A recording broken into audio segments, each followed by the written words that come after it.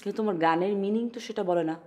তোমার গান শুনে তো মনে হচ্ছিল যে একজন নির্যাতিত স্বামী তার বউয়ের নির্যাতন আর সহ্য করতে না পারে, সেই দুঃখে গান গাচ্ছে। সেই নির্যাতিত স্বামীটা তো আমি। কি কি বললে বিড়বিড় করে? না মানে বলছিলাম যে গান গাচ্ছিলাম, গান তো মন থেকে আসে, মন থেকে মাথায় যায়, মাথা থেকে মুখে আসে, ওভাবেই আসলে গানটা গাওয়া। এই, এত জ্ঞান দিচ্ছ কেন আমাকে? তোমার কি মনে হয় কোনো অংশে তোমার থেকে জ্ঞান বুদ্ধিতে আমি কম? না, কোনো অংশে জ্ঞান বুদ্ধি কম না, বরং আমার থেকে 100 গুণ বেশি জ্ঞান তোমার। তোমার বুদ্ধি বিবেচনায় তো আমি প্রতিদিন চলি, তোমার বুদ্ধি বিবেচনায় আমার জীবনটা ধন্য হয়ে গেছে। তুমি সার্কাস্টিক ওয়েতে আমাকে ইনসাল্ট করলে? এত সাহস তুমি কোত্থেকে পেলে?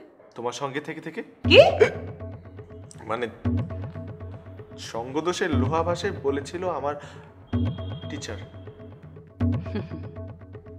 তুমি অনেক বেশি কথা বলছো আজকে, খুব বেশি।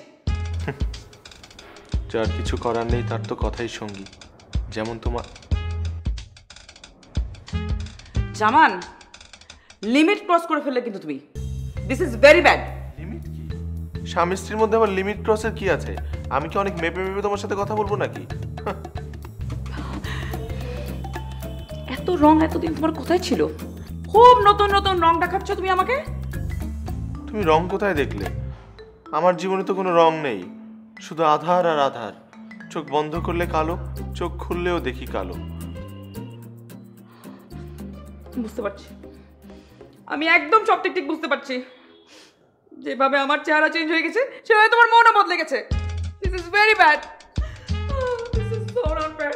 লাগবে না, আমার কাউকে লাগবে না, আমি একা একাই চলতে পারবো। আমি একা কেমন চলবে? শুনো ড্যাডি, এসব কি? মালিক আঙ্কেল 50 কোটি টাকা তুলেছেন, যার কোনো ব্যাখ্যা নেই। কেন? দেখি।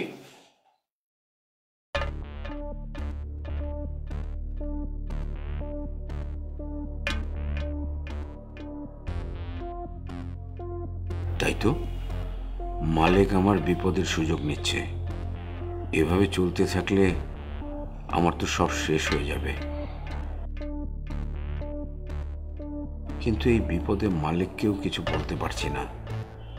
আমি কেন যে ওকে এত বিশ্বাস করেছি, সময় হলে ঠিকই ওকে আমি সাইজ করব।